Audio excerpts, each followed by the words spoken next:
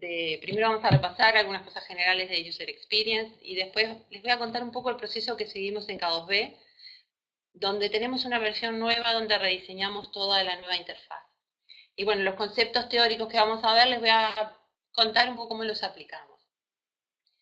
Vemos que hay gente de España, de Colombia, de Argentina, de Venezuela, de varios países, bueno, de Uruguay, bienvenidos a todos. Y bueno, espero que disfruten el webinar. Y bueno, y sobre el final vamos a tener un espacio para hacer preguntas. Para arrancar les quería contar algunos conceptos generales de User Experience. Miren, en realidad todo el tema de usabilidad y de User Experience, digo, existe desde la década de los 70, son conceptos ya bastante viejos. Sin embargo, en los últimos años, el tema ha tomado un rol protagónico. O sea, hoy no se concibe ninguna aplicación, ningún software que no tenga buena experiencia, que no brinde buena experiencia de usuario. Y básicamente, como ustedes saben, la tecnología, y esta es una de las causas, la tecnología en los últimos años ha invadido todas las áreas humanas y ha crecido en forma exponencial, y miren, en tres líneas que son diferentes, pero que están muy relacionadas, ¿no? Primero, en cantidad de dispositivos. Hoy los que hacemos software tenemos que hacer para dispositivos bien distintos. Después, en cantidad de cosas y complejidades que podemos resolver con el software, cada vez podemos resolver cosas más complejas. Y en tercer lugar, en la cantidad de personas que usan ese software. Todo el mundo, en mayor medida o en menor medida, usa el software. Y este último punto, el de las personas, es una de las claves de la User Experience, porque nosotros tenemos como diseñadores un gran desafío. Tenemos que diseñar software para muchos dispositivos, muy complejo, que resuelve cosas complejas, y es complejo además el software de hacer, pero queremos que sea muy fácil de usar para las personas. Y el tema es que esas personas en realidad tienen cerebros muy antiguos. No porque sean viejas, bueno, algunos lo somos, pero sino porque tenemos un cerebro que evolucionó para ser exitosos en otro mundo, en un mundo que ya no existe más, ¿sí? Y el cerebro no ha seguido evolucionando al mismo ritmo.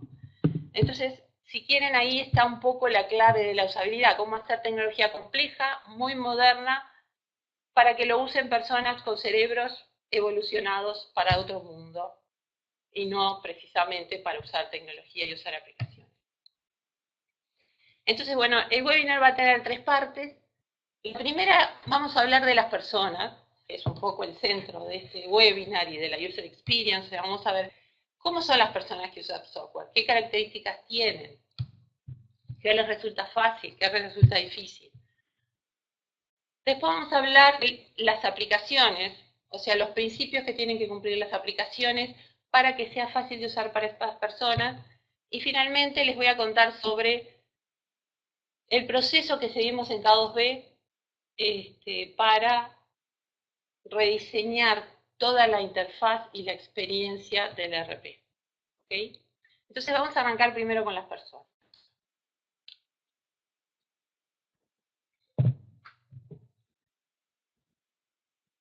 Miren, las personas, vamos a analizarlas un poquito, y para entender cómo funcionan nuestros cerebros, cómo interactuamos nosotros como personas con el mundo. En realidad tenemos un cerebro que está adaptado para interactuar con el mundo, y bueno, es lo mismo que usamos para interactuar con las aplicaciones. Entonces, para entenderlas vamos a ver dos problemas. Miren, el problema 1. Vamos a posicionarnos hace, no sé, 1 millón, 2 millones de años atrás. Nosotros somos una persona que vamos caminando y nos encontramos con esto. ¿Qué pasa si esa persona no reconoce rápidamente que esto es un león? ¿Qué pasa si esa persona no se da cuenta lo que este león puede hacer con nosotros? ¿Qué pasa si esa persona no calcula rápidamente a qué velocidad viene ese león, a qué distancia viene, para saber si le conviene esconderse, salir corriendo, o directamente entregarse a ver si tiene suerte y el león no le hace nada? Bueno, a ver, es claro lo que pasó con esa persona, ¿verdad? ¿Y qué pasó con las personas que sí supieron hacer esto, que sí resolvieron bien este problema? Esas personas sobrevivieron. ¿Por qué resolvieron bien este problema? Y bueno, para resolver bien este problema, en realidad las personas que sobrevivieron tenían capacidades para estas cosas que aparecen un poco en el slide, para escanear el entorno rápidamente, para reconocer que esto era un reloj y para calcular velocidades y distancias, ¿sí? Y además lo pudieron hacer en forma rápida, sin esfuerzo y sin concentración. Las personas que podían hacer esto sobrevivieron y en definitiva nosotros somos descendientes de esas personas, o sea que tenemos esas mismas capacidades. Acá ya estamos viendo algunas capacidades que tenemos los humanos actuales que vienen de esta época, de cuando nuestro cerebro evolucionó. Este es el primer problema. ¿Somos buenos resolviendo esto? Somos muy buenos resolviendo esto. Ahora no tenemos más estos problemas, o por lo menos la gente común ni tiene más, pero mantenemos esas habilidades que vemos en la slide. Sabemos escanear, reconocer, calcular, somos rápidos, no necesitamos esfuerzo y no necesitamos concentración. Vean que estas cosas las vamos a tratar de aprovechar más adelante en la charla. Les voy a contar cómo para hacer buenas interfaces de usuario. Ahora vamos a ver un segundo problema, ¿sí? Les pongo este problema. Esto es un triángulo y les pido probar que el punto medio de la hipotenusa es equidistante de los tres vértices de este triángulo, que es un triángulo rectángulo.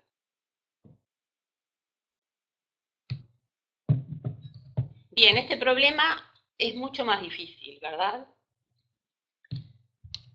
Más o menos, porque en realidad este problema en términos absolutos es mucho más fácil que el problema del león. Lo que pasa es que a nosotros los humanos nos resulta más difícil. ¿Por qué? Porque en la época que nuestro cerebro evolucionó no necesitábamos resolver problemas de triángulos, necesitábamos resolver el otro problema, problemas de leones, ¿sí? Entonces nuestro cerebro no desarrolló habilidades especiales para resolver estos problemas de triángulos, ¿ok? Para resolver este problema, fíjense que necesitamos una cantidad de cosas. Necesitamos, primero, tener conocimientos previos, tengo que saber algo de triángulos. Segundo, necesitamos mucho del pensamiento, que como vamos a ver a continuación, el pensamiento es un proceso cognitivo que es muy caro para el humano. Conclusión, o sea, con estos dos ejemplos, yo en realidad lo que les quería mostrar es que hay un conjunto de procesos cognitivos que los humanos usamos para interactuar con el mundo y que algunos de ellos son baratos, vamos a hablar de baratos en el sentido que requieren poco esfuerzo y que son fáciles y en los que somos buenos, hay unos que son baratos y otros son muy caros. Y bueno, y en el medio hay una cantidad de procesos que no son, son más o menos, ni muy baratos ni muy caros, ¿sí? Así somos nosotros. Y esto nos lleva un poco a la clave para construir aplicaciones con buena experiencia de usuario. Y si tenemos que resumir en un parrafito cómo hacer aplicaciones con una buena experiencia de usuario, este podría ser uno de ellos. Para que nuestra aplicación tenga una buena experiencia de usuario, tiene que estar construida de forma tal que, miren, requiera mucho de nuestros procesos baratos, requiera poco de nuestros procesos que no son tan baratos y evite totalmente la necesidad de los procesos que son caros. ¿Ok? Esto es una forma de definir la user experience. Ahora, para ver un poco cuáles son los procesos baratos, cuáles son los no baratos y cuáles son los realmente caros, ya vimos algunos, pero vamos a profundizar un ratito más, un poquito más en ellos. Miren, cuando nosotros interactuamos con el mundo, en realidad usamos 4 procesos cognitivos principales. Hay más, pero estos son los 4 procesos.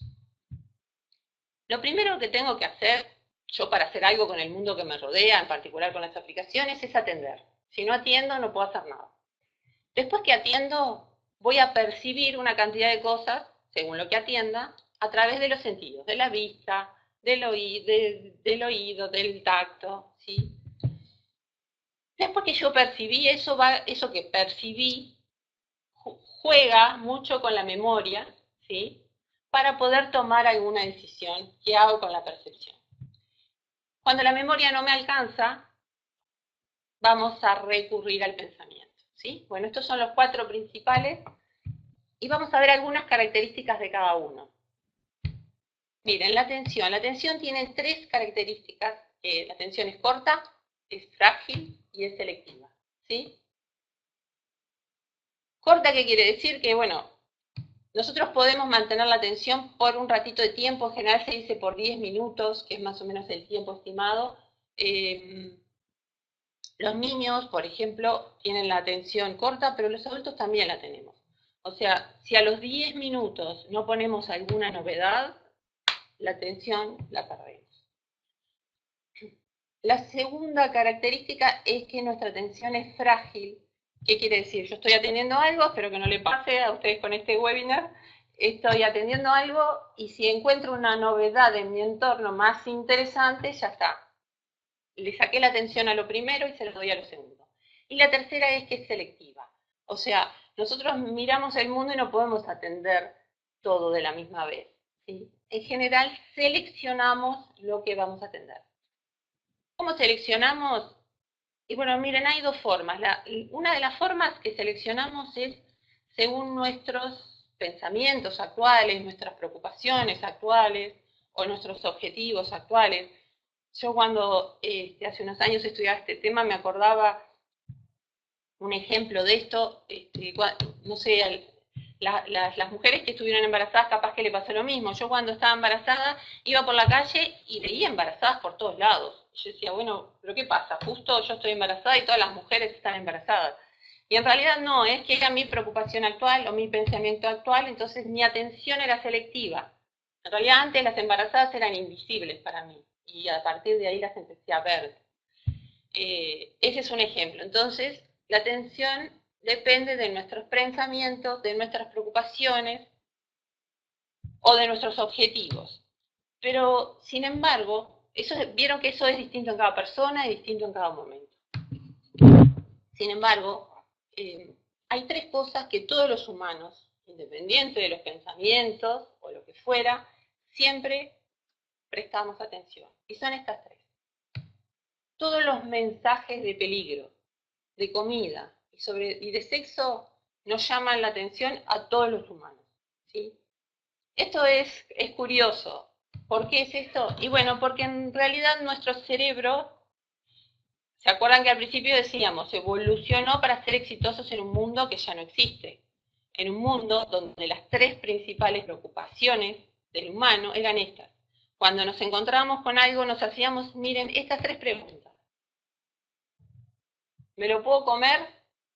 Perdón, ¿me puede comer? ¿Me lo puedo comer? ¿Me puedo reproducir con él?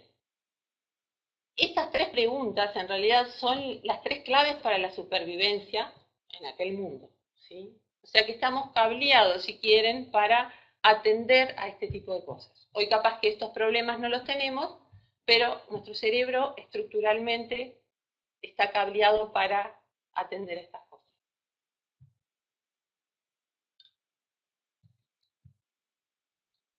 Bien, sigamos con los procesos cognitivos. Miren, después que atendí algo viene la percepción. Entra eso que atendí por alguno de mis sentidos, ¿sí? Y la percepción tiene 3 características, ¿sí? Primero, que es afectada por la experiencia, o sea, es claro que no todos percibimos lo mismo y en realidad van a ver que depende de estas cosas, depende de nuestras experiencias pasadas, depende de nuestro contexto. En distintos contextos quizás vemos lo mismo, pero lo percibimos diferente, y depende de nuestro objetivo, o sea, qué es lo que estemos buscando en ese momento. Y para ver esto, cómo se afecta la percepción por estas cosas, les voy a mostrar un ejemplo bien simple. Miren esto. Acá tenemos una imagen y les voy a pedir que la lean en forma horizontal. Si ustedes leen solo la fila, lo que van a ver en el medio va a ser el número 13 probablemente. Sin embargo, si solo miramos la vertical, probablemente en el medio estemos viendo una B, ¿sí? O sea, sin embargo, el carácter que está ahí en el medio es lo mismo, es el mismo dibujito. Lo que pasa es que el contexto me afecta lo que yo percibo. Lo veo como un 13 o lo veo como una B. Otro ejemplo de cómo la percepción es afectada. Miren, hay un ejercicio que cuando yo doy presencial un poco esta charla la pongo siempre, que es, les voy a poner un slide a continuación de esta, la voy a pasar muy rápido y ustedes me tienen que decir si ven una tijera o no.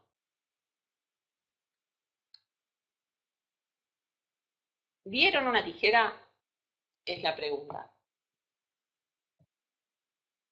La mayoría de las personas ven la tijera, ¿sí? Ahora, si les pregunto esto, ¿había en esa imagen, vieron la tijera? Sí, bien, vieron la tijera. Estoy mirando un poco ahí los mensajes. Ahora, ¿había un destornillador?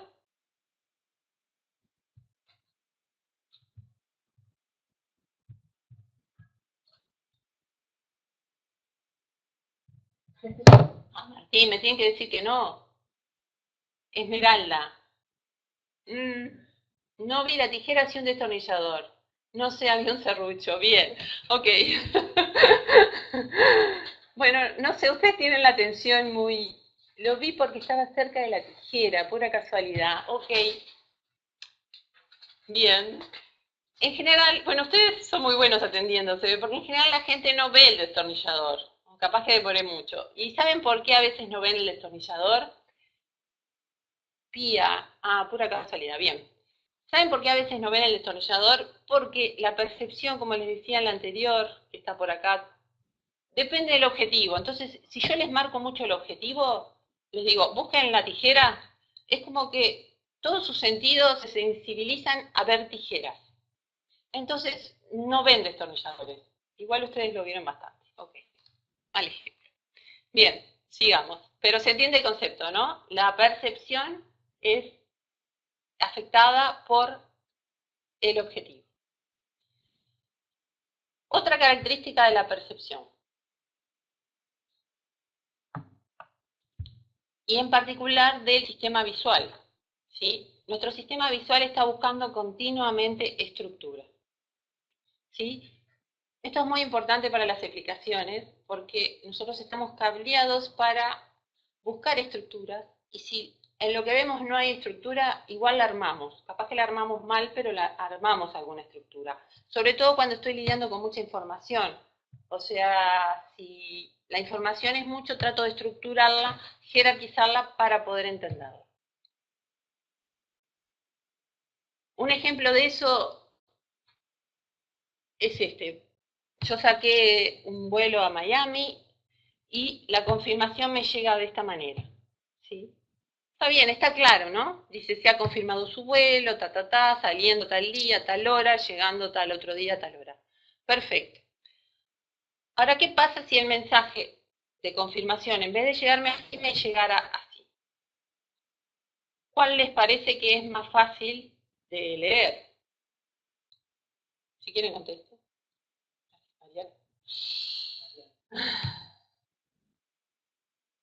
El de arriba me ahogo, dice Mariana. Está igual, el de arriba me ahogo. Porque, por ejemplo, el de arriba, si yo quiero saber en realidad solo a qué hora llega, tengo que leer todo para saber a qué hora llega.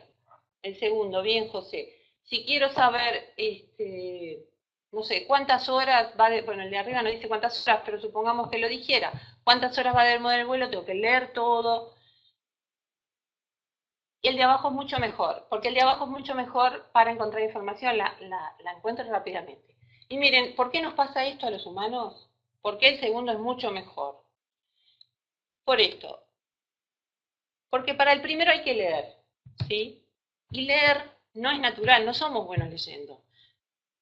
En la antigüedad no necesitábamos leer, es más, la escritura es una tecnología demasiado moderna, nuestro cerebro no tiene habilidades particulares para leer. Tal es así que para aprender a leer necesitamos años de instrucción, necesitamos, no sé, como 6 años de instrucción para aprender a leer, o más. Por ejemplo, nuestro cerebro sí está cableado para aprender un lenguaje. Si ustedes un bebé lo exponen a un lenguaje, el bebé aprende solo a hablar, porque su cerebro tiene habilidades especiales para aprender a hablar, pero no para aprender a leer. Otra vez, volviendo a nuestra historia, no necesitábamos leer porque simplemente no existía la escritura, ¿sí? Sin embargo, escanear sí. Escanear es parte de la evolución. O sea, nosotros necesitábamos tener habilidades muy buenas para escanear, porque si no, ¿qué pasaba? Si no, nos comía el león. Si no sabíamos escanear rápidamente para encontrar la información rápidamente que nos hacían sobrevivir a aquellas 3 preguntas. ¿Me puede comer? ¿Me lo puedo comer? ¿Me puedo reproducir con él? ¿Sí? Entonces somos muy buenos escaneando. Esto es muy importante. Ya vean, vamos a ver cuando hagamos las user interfaces, porque tenemos que diseñar todo para escanear. No tenemos que diseñar para leer. Evitar la lectura en cualquier aplicación. O sea, no tenemos que hacerlo de arriba, sí tenemos que hacerlo de abajo. Bien. Tercer proceso cognitivo, la memoria.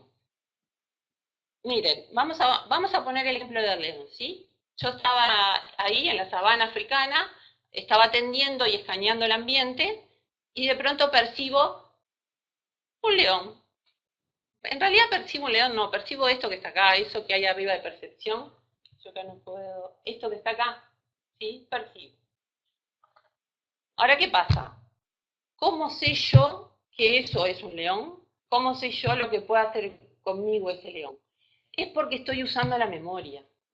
Porque en mi memoria, en algún momento yo aprendí que esa imagen se corresponde con un león y aprendí lo que ese león podía hacer conmigo. ¿Sí? Entonces, en el problema del león, yo no estoy pensando nada. La percepción y la memoria están jugando, que son 2 procesos muy rápidos, porque necesito rapidez. ¿Sí? Entonces, gracias a la memoria es que me salvé del león. Fíjense que en memoria tenemos dos tipos de memorias, además, la de corto plazo, o en realidad me gusta más decir la memoria de trabajo, y la de largo plazo. ¿Sí? En la de corto plazo es la memoria donde yo tengo las cosas que estoy atendiendo en ese momento, en este caso León, y la de largo plazo, ahí es donde está todo lo que yo aprendí a lo largo de mi vida. Y por último, tenemos el pensamiento. El pensamiento es un proceso cognitivo que es muy caro, es más, para los procesos de los cuales depende nuestra supervivencia, no usamos el pensamiento, porque es muy caro. Sí usamos la percepción y usamos la memoria. Ok.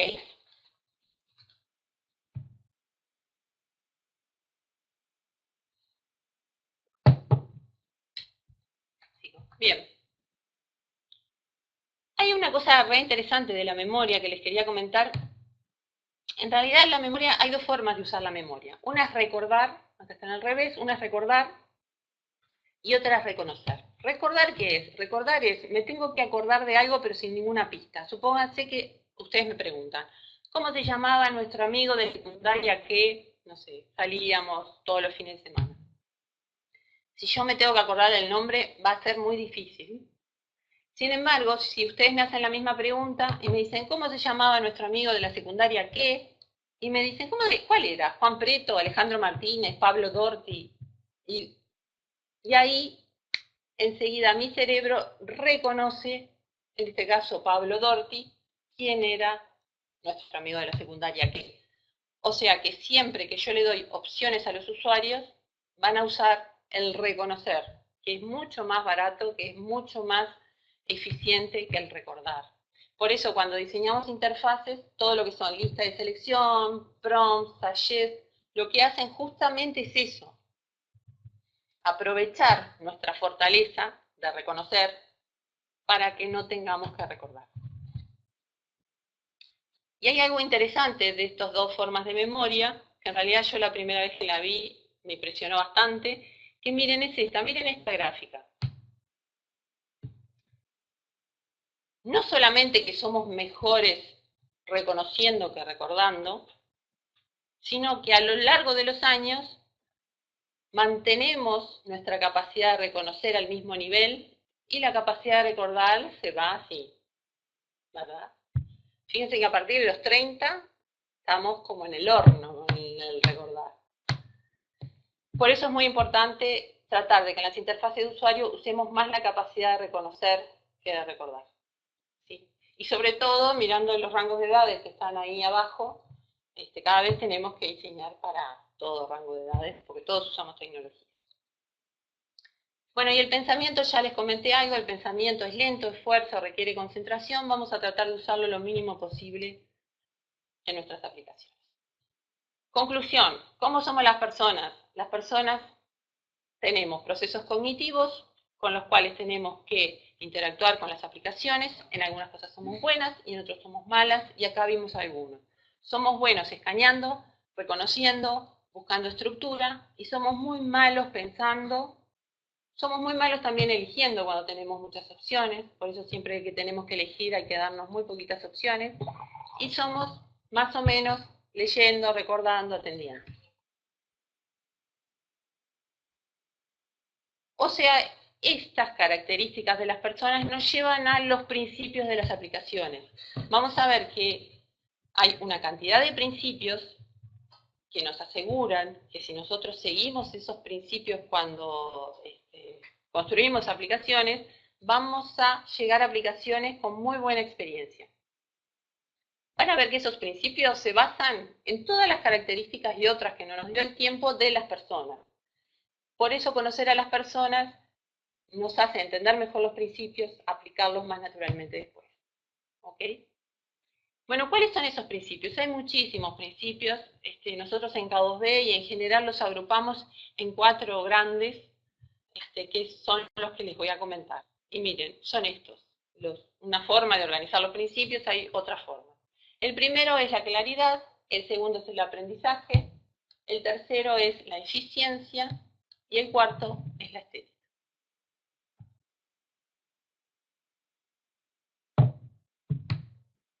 Bien, vamos a arrancar por la claridad. ¿Qué es la claridad? La claridad es así. Cuando los usuarios usan aplicaciones, en realidad no tienen ningún interés en usar la aplicación. ¿Sí? En realidad, el interés del usuario es cumplir con un objetivo. ¿Sí? Con un objetivo de negocio, hacer una tarea. Y bueno, la aplicación se lo permite, pero es el medio que tiene para cumplir con su objetivo. ¿Una aplicación es clara? Sí. Dado un usuario con un objetivo, mira la aplicación y se da rápidamente cuenta de 2 cosas. Primero, ¿qué tiene que hacer en esa aplicación para cumplir con el objetivo? ¿Y cómo tiene que hacerlo?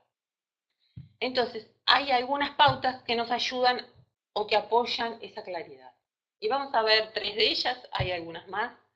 La primera es que todo lo que yo expongo en mi aplicación, lenguaje, objetos, acciones, o sea, todo lo que ve el usuario y con lo que interactúa en la aplicación, coincida con el mundo real. ¿Qué significa con el mundo real? En este caso es con el mundo del usuario, que esté en los términos del usuario, que sea lenguaje que el usuario conoce, los objetos y las acciones que sean cosas que tienen sentido para el usuario. Otra cosa que aporta a la claridad es, en cada tarea que tiene que hacer el usuario, mostrar la información necesaria para hacer esa tarea, ¿sí? Y la información que hay que mostrar es toda la información que necesita, solo la información que necesita y solamente en el momento que la necesita, ¿ok? Para no abrumar al usuario con información que no necesita y mostrarla toda porque es la que le va a permitir hacer la tarea. Esa información la tenemos que estructurar. Estructurar, acuérdense, estamos cableados para escanear, no estamos cableados para leer. Hay una técnica que se llama descubrimiento progresivo, que es si yo necesito dar mucha información, porque en realidad el usuario o los usuarios más avanzados la necesitan, es dar la mínima información posible para que, no sé, el 80% de los usuarios con esa información puedan hacer la tarea y después ir descubriendo otra información mediante links, mediante expandir. Ahora vamos a ver algunos ejemplos. Otro punto que apoya la claridad es el principio de visibilidad y retroalimentación. ¿Esto qué quiere decir? El sistema siempre tiene que decir el estado en el que está.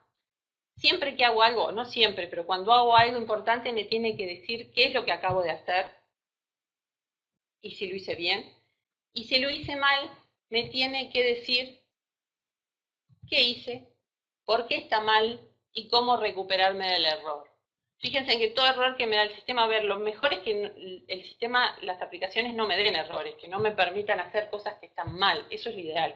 Pero si por alguna razón yo tengo que dar mensajes de errores, tienen que tener esos tres componentes. ¿Qué acabo de hacer? ¿Por qué está mal lo que hice? Y cómo recuperarme del error. ¿Okay?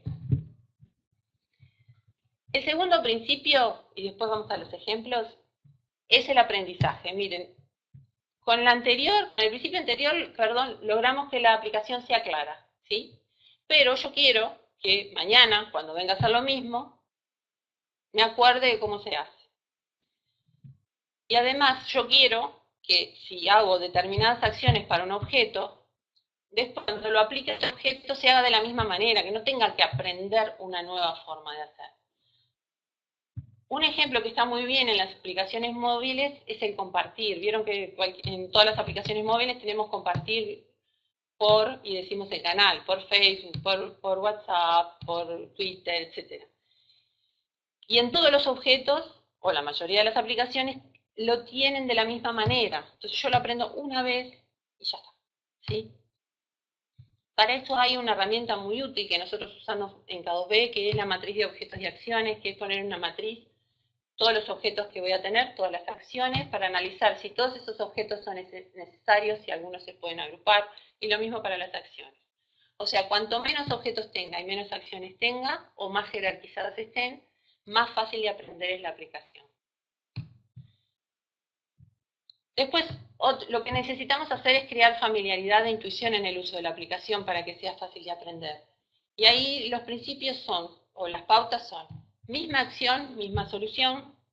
Necesitamos usar los mismos patrones para hacer lo mismo y en forma consistente.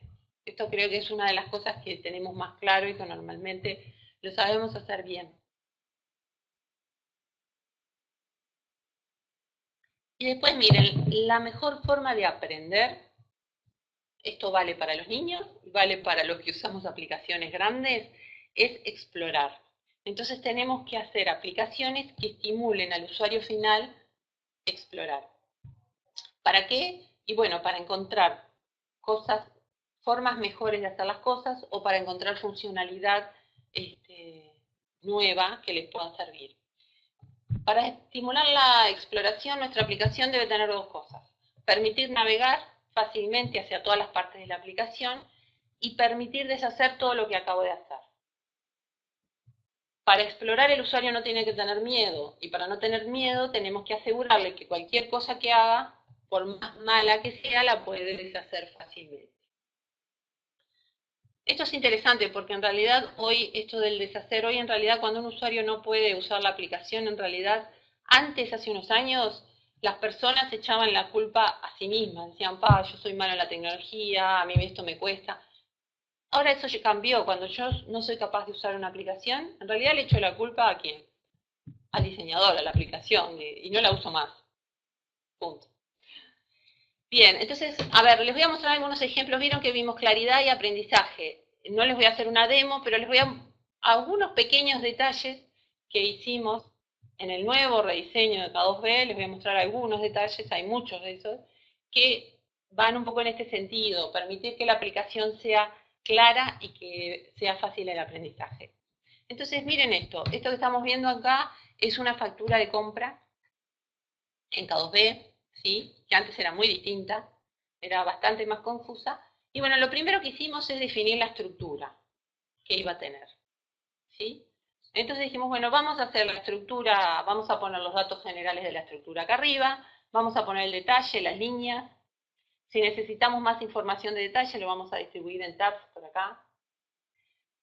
Vamos a poner siempre los totales de esta manera, para que sean fácilmente escaneables. Vieron que acá si yo miro así de lejos, veo el total. O sea, si yo quiero escanear esto, voy a ver el total, voy a ver el número de factura y voy a ver el proveedor en este caso. Los saldos acá, y después lo que hicimos es poner la mínima información visible, y la información que usan, pero un 20, un 30% de los usuarios no la mostramos, pero la podemos acceder desde aquí o expandiendo estas tarjetas.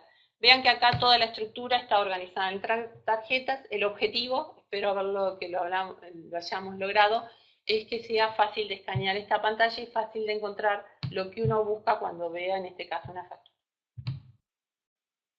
En el caso de este patrón, lo usamos, todo lo que son transacciones de negocio, en el caso de Pagos B, lo usamos para las facturas, órdenes de compra, pagos, cobros, ¿sí? Entonces así encontramos una consistencia, siempre los totales van acá, las acciones siempre van en el mismo lugar, hay unas pautas para ver cuándo una tarjeta aparece colapsada y cuándo no, etc. Después, cuando empezamos a diseñar otras cosas como ser el proveedor, vamos a ver el proveedor, nos dimos cuenta que en realidad el patrón de factura no estaba bueno para el proveedor, ni para el producto. Entonces dividimos como en dos tipos de objetos, lo que son transacciones de negocio, que tienen el patrón que vimos en la slide anterior, y en lo que son objetos o actores, que es este que estamos viendo, que tienen otro patrón. Estamos viendo acá el proveedor, un proveedor, bueno, acá tenemos el nombre del proveedor, que esté bien visible, acá vemos los datos del proveedor, y como K2B es altamente configurable, en general los objetos son complejos, no es nombre del proveedor, documento y algunos datos más, no, tiene muchos datos. Entonces los estructuramos en un componente, este menucito que está acá, es un menú de adentro del proveedor, donde vamos a poder ir navegando y viendo los distintos componentes o distintos datos que tiene el proveedor, ¿sí? El patrón que usamos para objetos y actores, ¿ok?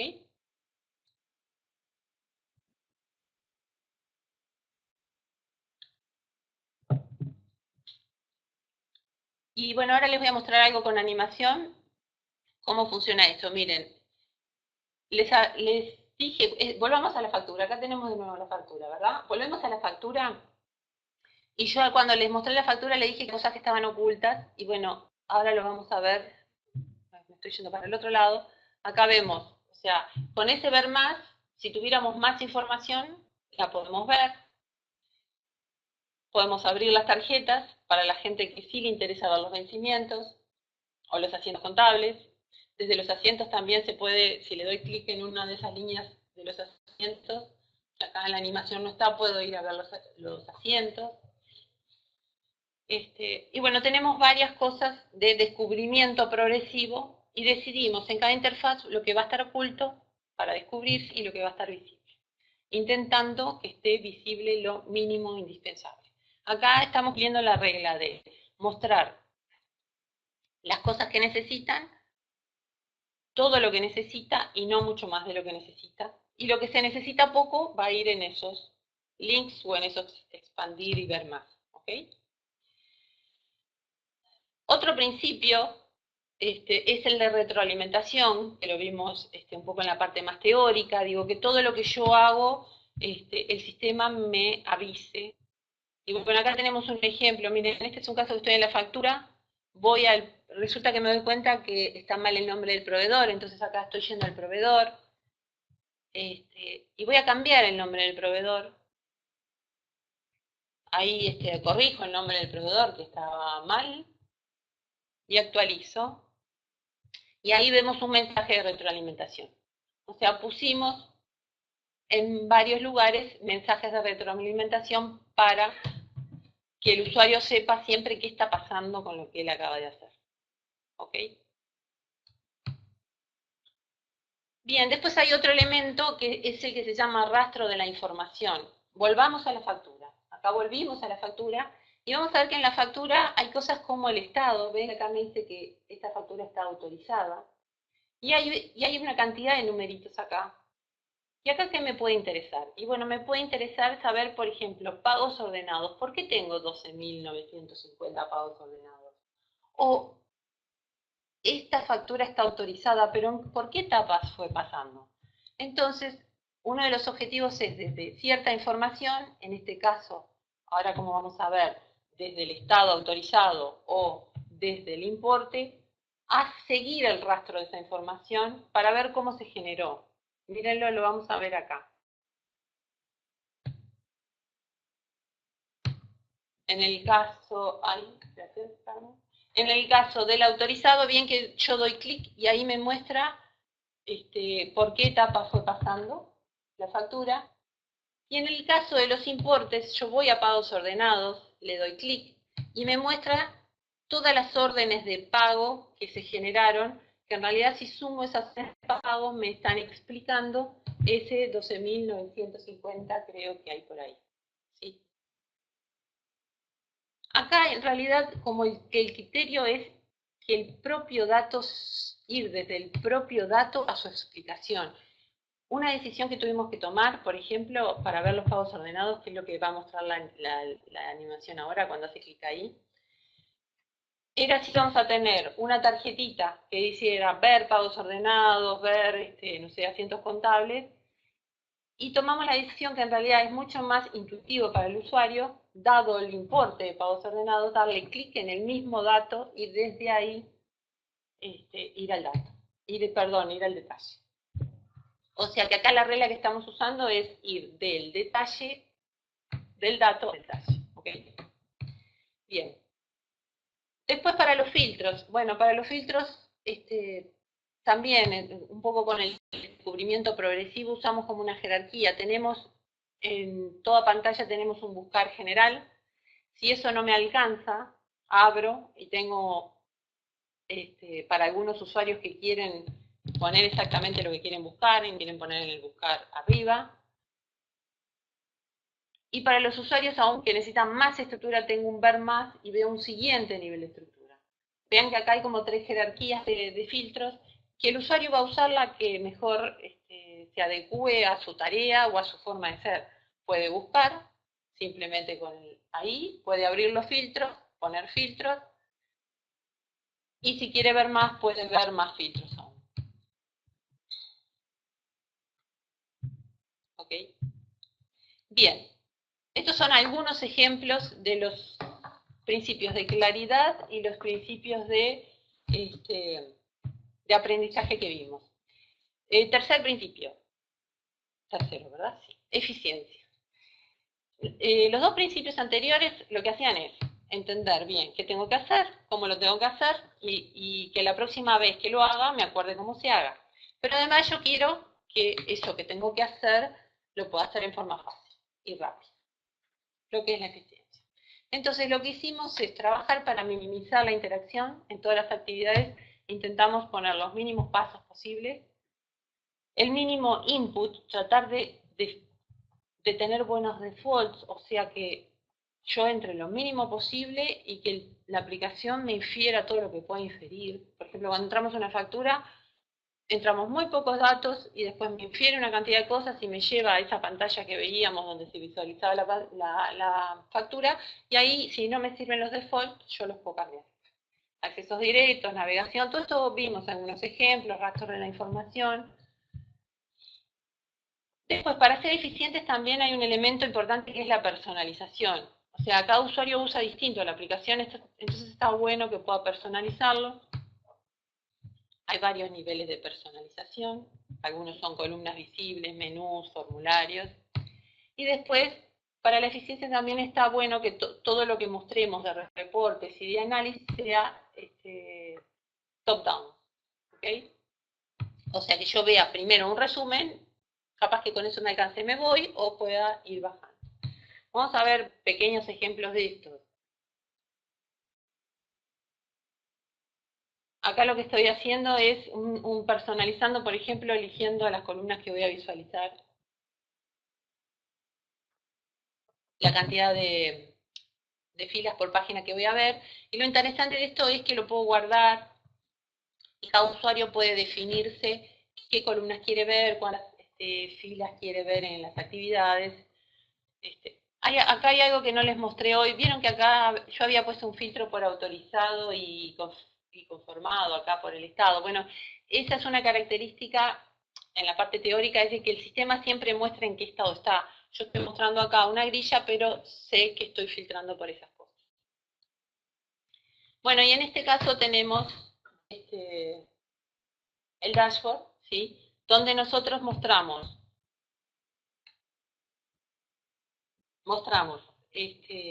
grandes números aquí, y capaz que con eso me alcanza, ¿sí?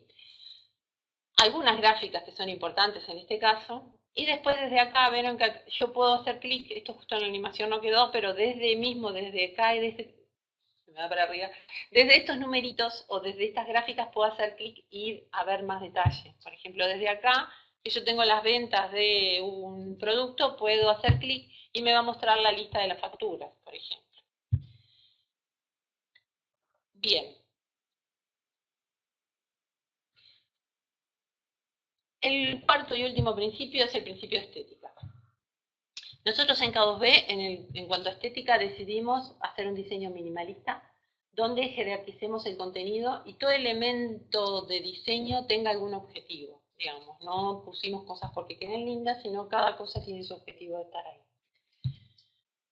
Y hay dos cosas interesantes con la estética que yo les quiero comentar. El primero es tratar de hacer un diseño muy cuidado en los detalles. Nosotros seguimos trabajando en eso. ¿Y por qué? No solamente para que quede lindo, sino porque un diseño cuidado genera confianza en el usuario que está usando la aplicación. Porque psicológicamente uno ve un diseño que está muy cuidado en sus detalles y en realidad traslada eso a toda la aplicación. Dice, bueno, si esta gente hizo un diseño tan cuidado, tan detallado, es porque abajo de esto hay una cosa también muy cuidada y que funciona muy bien y que está cuidada en todos sus detalles. Y acuérdense que generar confianza en el usuario está bueno por todo, para que usen nuestra aplicación, para que exploren y puedan encontrar mejores formas de hacer las cosas. Tercer elemento de la estética es que el diseño sea atractivo. Acá hay algo interesante. Hay un capítulo del libro de Don Norman, de un libro que se llama Emotional Design, creo, que tiene un capítulo que se llama así. Se llama Las cosas atractivas funcionan mejor. ¿Sí? Y eso está basado en un estudio que se hizo en esa época donde se hicieron dos aplicaciones, que eran exactamente iguales. ¿Exactamente iguales en qué sentido? En la interacción que tenía, la funcionalidad que tenía, los botones que tenía, todo era lo mismo. La única diferencia es que una era linda y la otra era fea. Y la gente que usaba la aplicación, cuando usaron las dos aplicaciones, las conclusiones fueron que la aplicación linda, no solamente la gente decía que era más linda, sino que también pensaba que funcionaba mejor la aplicación. En realidad no era así, las dos funcionaban igual. Y esto en parte es porque como que las cosas atractivas nos sitúan a nosotros en algún estado emocional que hace que nos anime a explorar, nos dé más confianza. Y bueno, por eso este punto es como, a veces parece que no es tan importante, pero es importante para que el usuario tenga más confianza y se anime más a explorar con nuestra aplicación. Bien, la estética es importante también. Bien, estos son los 4 principios. Y les mostré algunos ejemplos muy básicos, muy simples, pero para que vean ejemplos de cómo se aplican cada principio. Y lo último que les quería comentar, ya para cerrar, es el proceso que seguimos en K2B. Miren, en K2B nosotros hicimos un rediseño total de la aplicación para agregarle una muy buena experiencia de usuario, ¿sí? Y en ese proceso aprendimos muchísimo y les voy a contar las etapas, ¿sí? Vean una cosa, primero antes de ver el proceso les voy a decir las partes en las que hay que pensar o las que hay que diseñar cuando uno hace una aplicación o rediseña una aplicación. Miren, una de las partes de la aplicación, que lo primero que nosotros vemos cuando empezamos a usarla, es el diseño visual, que es cómo esa aplicación luce. La otra es el diseño de interacción, cómo esa aplicación funciona. O sea, qué pasa si doy clic acá, qué pasa cuando paso de pantalla, cómo es la navegación. La tercera capita es lo que se llama la información de la arquitectura de la información, perdón, que es cómo toda la información que tengo está organizada en la pantalla. ¿Ok? Después el contenido que mi aplicación provee, que es lo que dice, cómo lo dice, y la funcionalidad, que es en realidad lo que hace la aplicación. ¿Sí? Nosotros hace muchos años atrás, en realidad, nos preocupábamos mucho de la funcionalidad y después tirábamos las cosas arriba de las pantallas. Bueno, y así salían las aplicaciones. Ahora en realidad es importante pensar y diseñar todas estas partes. Y además un consejo que yo les doy es que esto se haga de abajo hacia arriba, o sea, no hay que empezar dibujando pantallas. Dibujar pantallas es lo último que hay que hacer.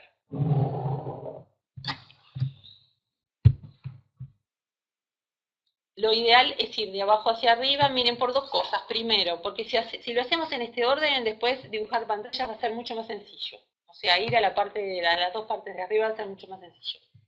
Y segundo, porque en realidad lo de arriba, estas capitas de arriba, ya dependen de otras cosas, dependen del dispositivo, dependen si yo quiero otro visual design.